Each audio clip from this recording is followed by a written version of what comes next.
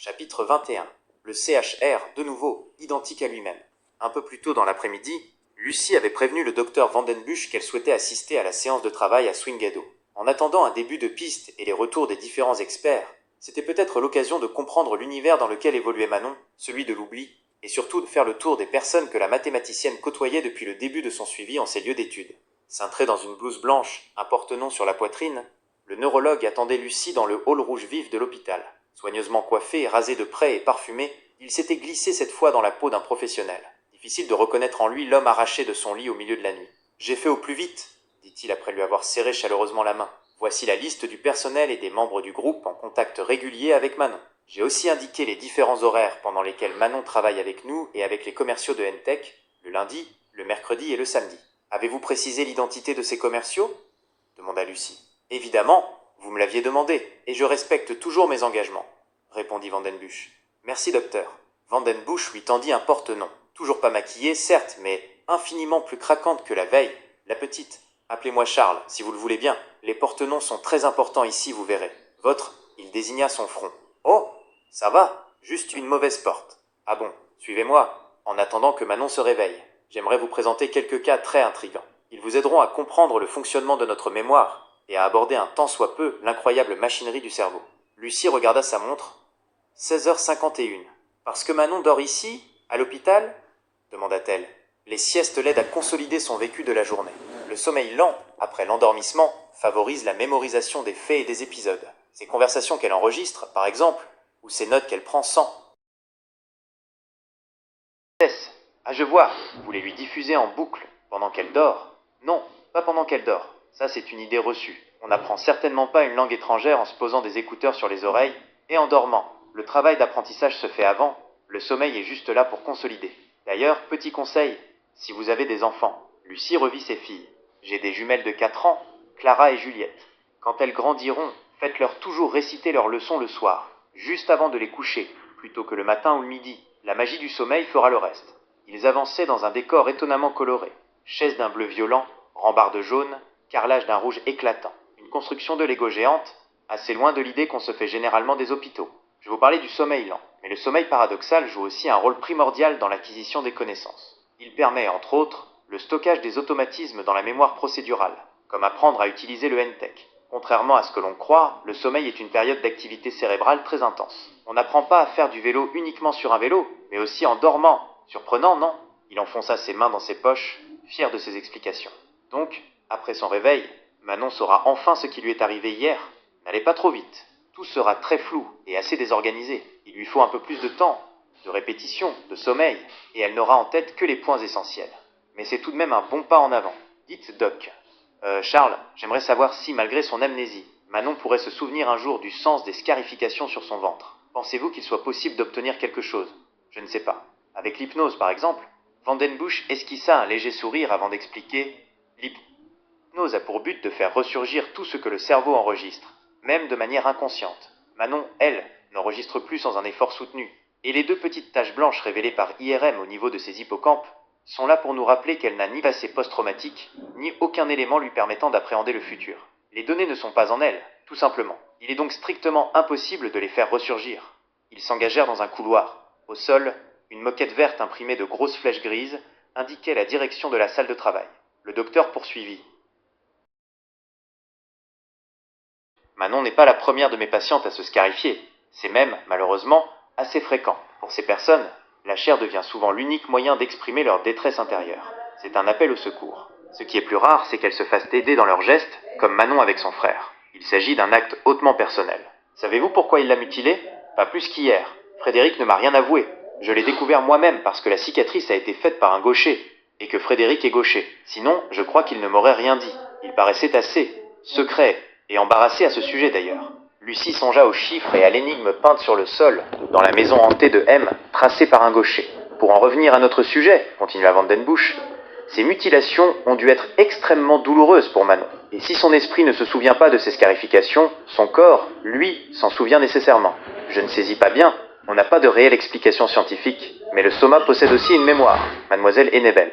Songez aux membres fantômes, par exemple, cette jambe amputée qui provoque encore des lancinements alors qu'elle ne existe plus. Et cela va encore plus loin. Que dire des réflexes néonataux? Il ne s'agit de rien d'autre que de la mémoire des gènes. Savoir téter, respirer ou même crier. Lucie eut un léger mouvement de recul. La mémoire du corps, sa cicatrice derrière le crâne, tellement présente. Mais si vous êtes sceptique, vous allez vite comprendre après cette expérience, ajouta le spécialiste en constatant le trouble de son interlocutrice. Il s'arrêta devant une chambre fermée à clé, numéro 209. Michael Dervaux est arrivé voilà une semaine. Il souffre du syndrome de Korsakoff, une pathologie engendrée par l'accoutumance à l'alcool, provoquant des lésions au niveau des corps mammillaires, des hippocampes et du thalamus. Jamais entendu parler. Et pourtant, l'une des principales causes d'amnésie antérograde. Michael est incapable de se souvenir de quoi que ce soit après 30 secondes, et il ignore même qu'il est amnésique. Pour lui, tout est normal. Il est complètement inconscient de sa maladie. Conséquence directe, il est aussi atteint de confabulation.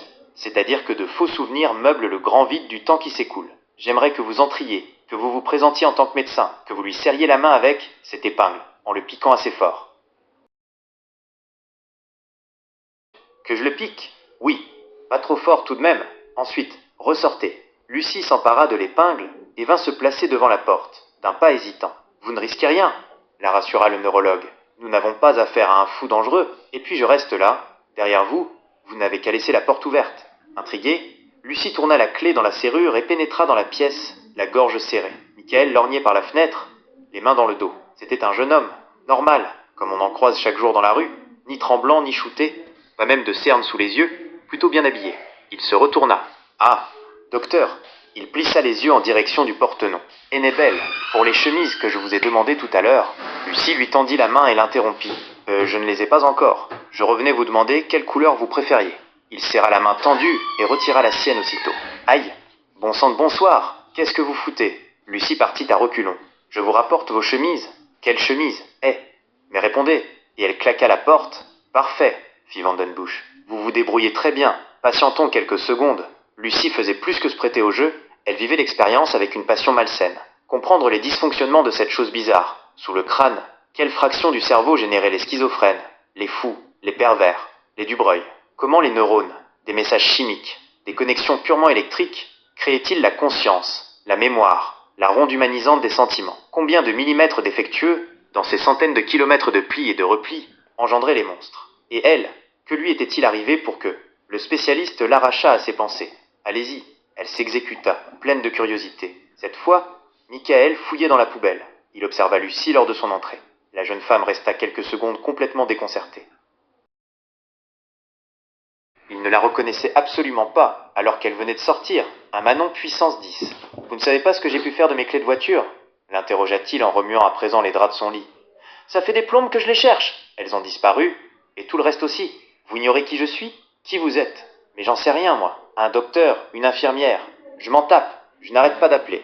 Mais pas un crétin ne vient m'aider. Je veux juste récupérer mes clés. Putain, c'est si compliqué. Lucie s'approcha de lui et lui tendit de nouveau la main. Il s'avança vers elle et fit exactement le même geste que la première fois. Mais, comme par réflexe, il s'interrompit avant que leurs paumes n'entrent en contact. Puis, il enfonça sa main dans sa poche, troublé. « Pourquoi vous ne me saluez pas ?» s'étonna Lucie. « J'en sais rien. On se connaît ?» Lorsque Lucie rejoignit Vandenbusch, celui-ci expliqua « La mémoire du corps, celle associée avec notre mémoire implicite, celle qui provoque les suées, qui accroît les pulsations cardiaques face à une situation déjà vécue mais dont on n'a pas forcément le souvenir. Son corps se rappelle que vous l'avez agressé, mais pas sa mémoire. C'est stupéfiant. Même les patients les plus gravement atteints conservent cette mémoire et nous pouvons ainsi les conditionner à exécuter certaines actions, comme apprendre à utiliser des organiseurs électroniques ou des ordinateurs. Le seul problème est que cette mémoire est inconsciente, et qu'on ne peut pas l'appeler quand on veut. » Il claqua des doigts. Je suis persuadé que Manon sait ce que ces cicatrices signifient, même s'il lui est impossible de faire revenir leur sens au-devant de sa conscience. Seul un événement déclencheur, ce que l'on nomme une amorce ou un rappel indicé, permettrait de tout faire ressurgir.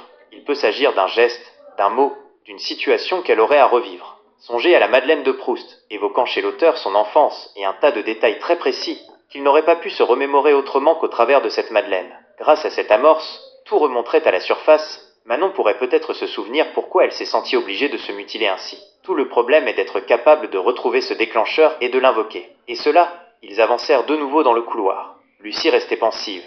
La détresse de Michael l'avait profondément émue. Que va devenir Michael, votre patient? Vandenbusch eut un haussement d'épaule désabusé. Hormis notre hôpital, Il n'existe quasiment aucune structure en France pour accueillir les Korsakoff.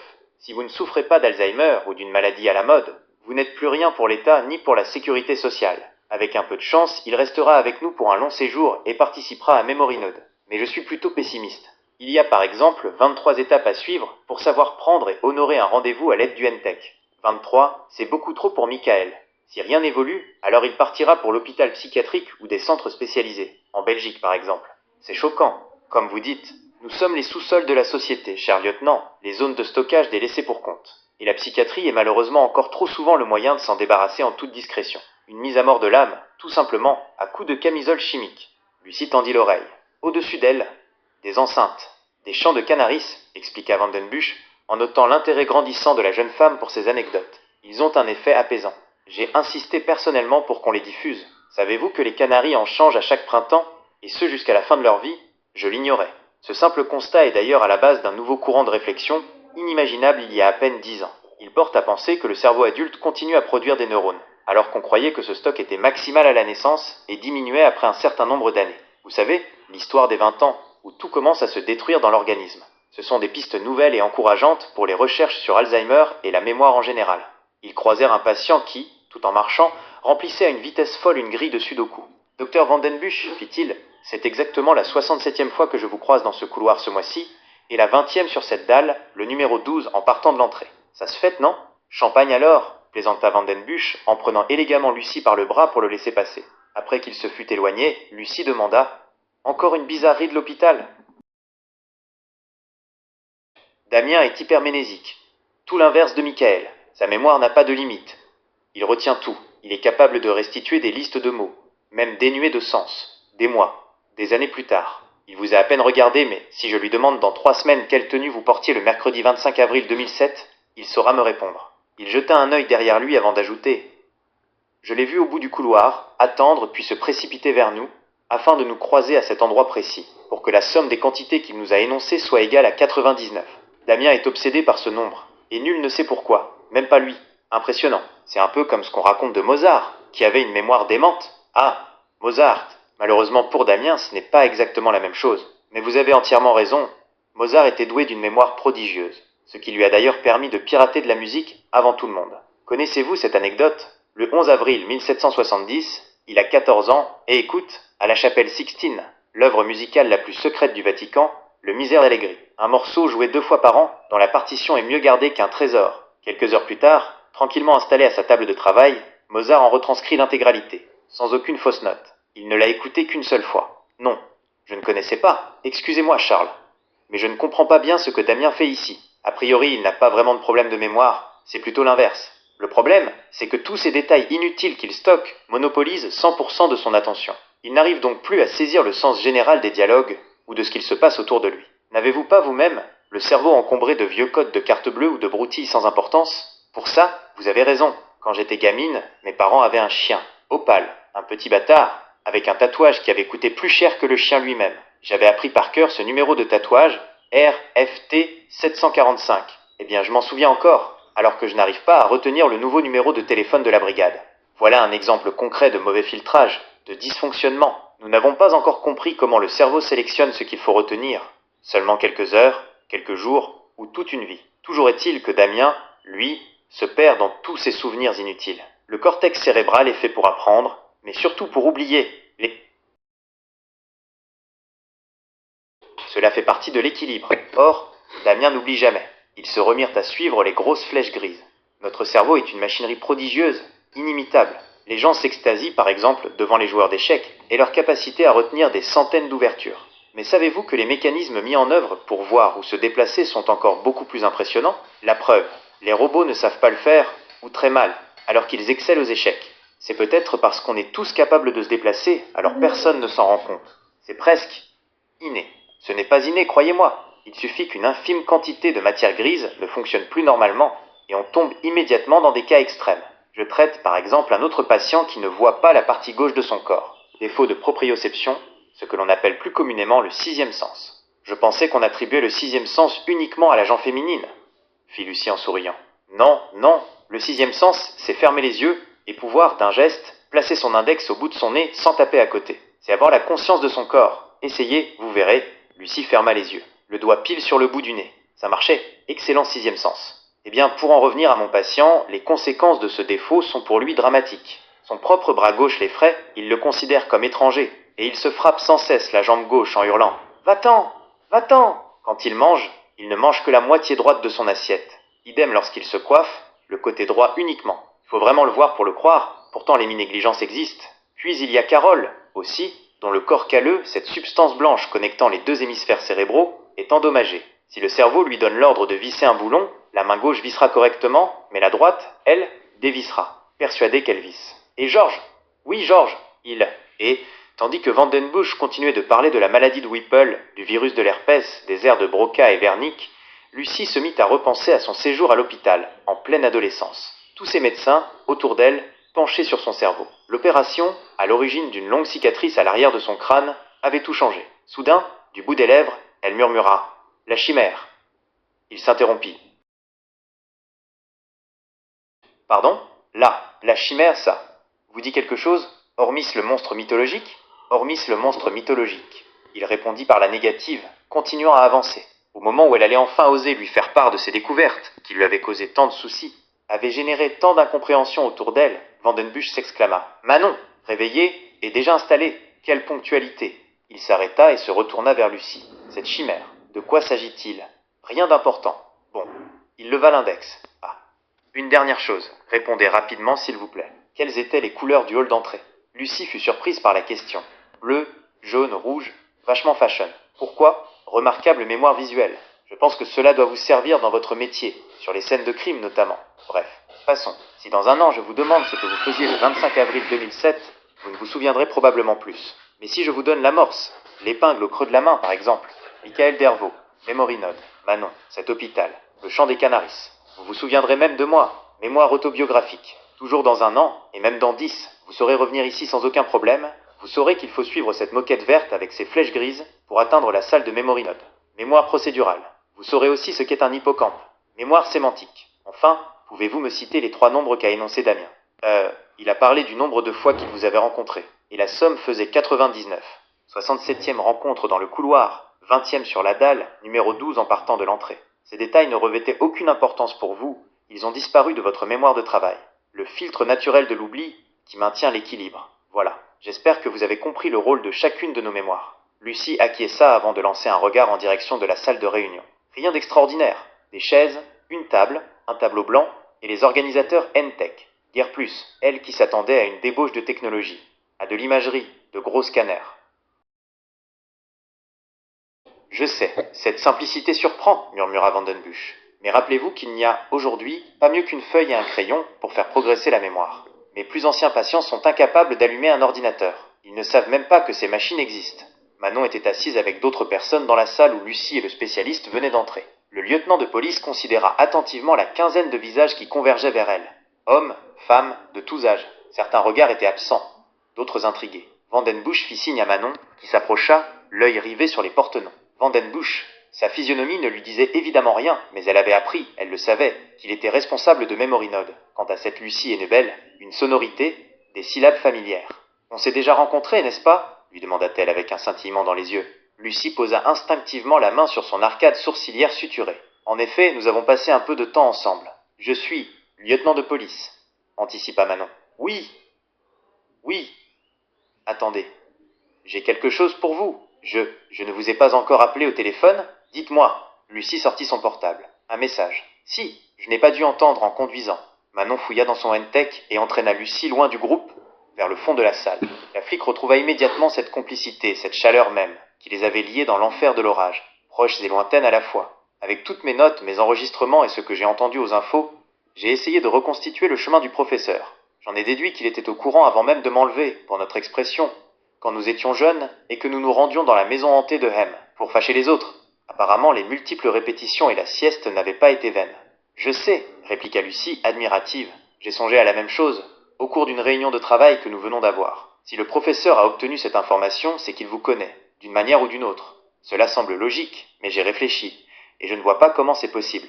Non, vraiment pas. Vous habitez une impasse du Vieux-Lille, très peu fréquentée. Nous n'avons pas de témoins. Il nous est difficile de savoir ce qui est arrivé. Mes collègues ont réalisé une enquête de voisinage ce matin, à l'heure où vous partez normalement pour votre footing.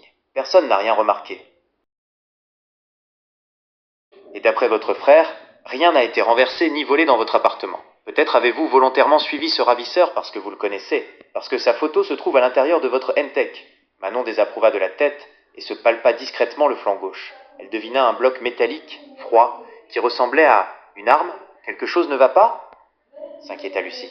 Manon croisa les bras, dissimulant maladroitement son trouble. Non, non, rien, c'est juste, avec tout ce qu'il se passe. Mon enlèvement.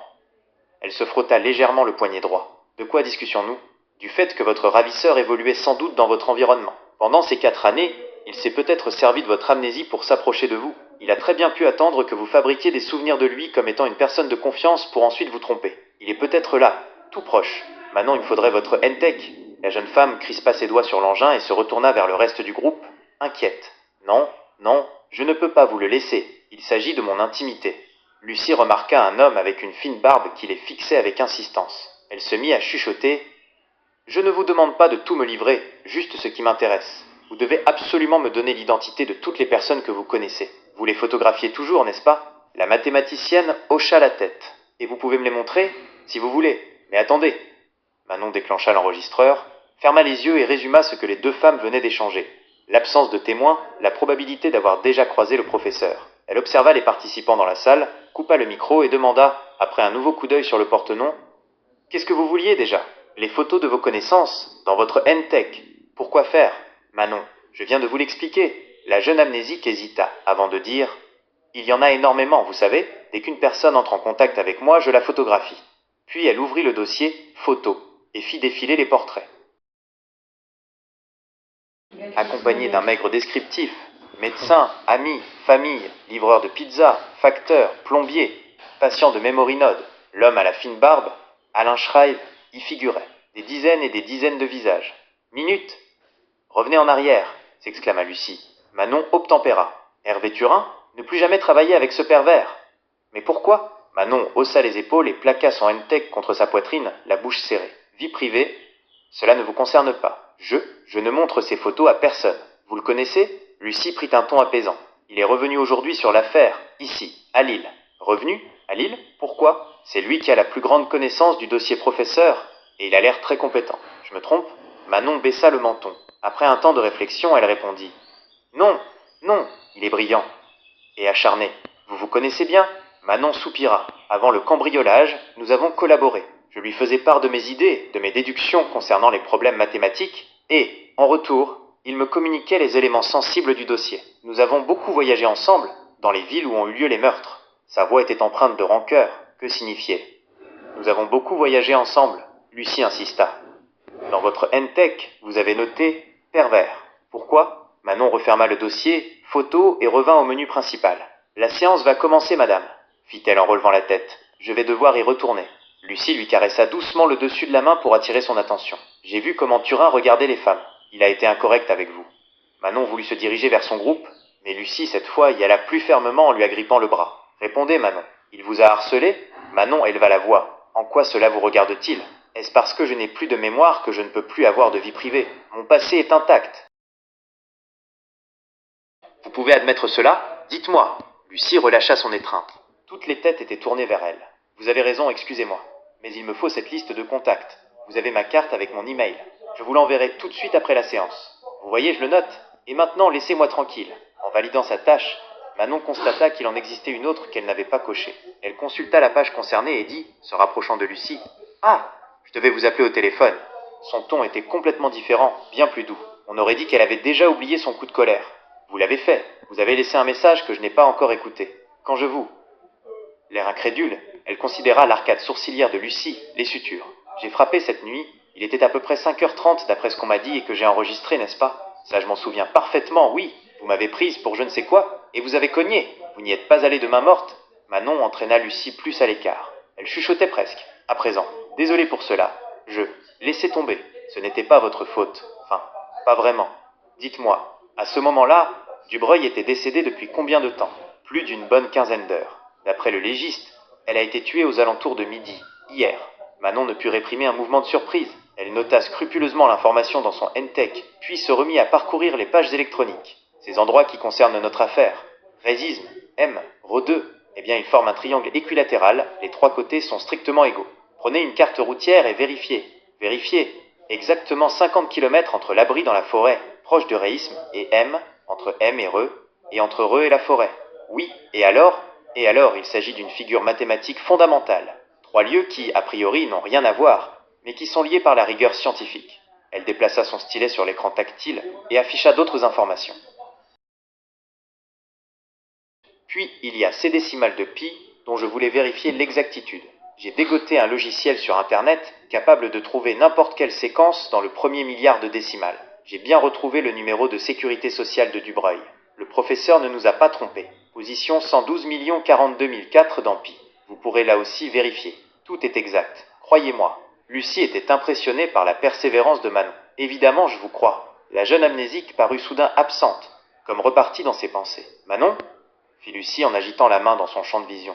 Oui, oui, c'est juste cette énigme. Si tu aimes l'air, tu redouteras ma rage. Je ne comprends pas. Certes, mais je ne vois toujours pas où vous voulez en venir avec ces histoires de triangles et de pi. Manon jeta un rapide coup d'œil sur son NTEC avant de reprendre. C'est pourtant simple, il ne nous bluffe pas sur pi. Cerise sur le gâteau, il pousse le vis jusqu'à bâtir un triangle équilatéral. Et, d'un autre côté, pour la première fois de sa carrière, il ne respecte pas son ultimatum. Il annonce qu'il agira à 4 heures du matin, alors qu'il tue la veille vers midi. Continuez, vous m'intéressez. Manon était excitée. Elle se sentait utile à l'enquête. Elle considéra Lucie d'un air complice. J'ai tout écrit là-dedans.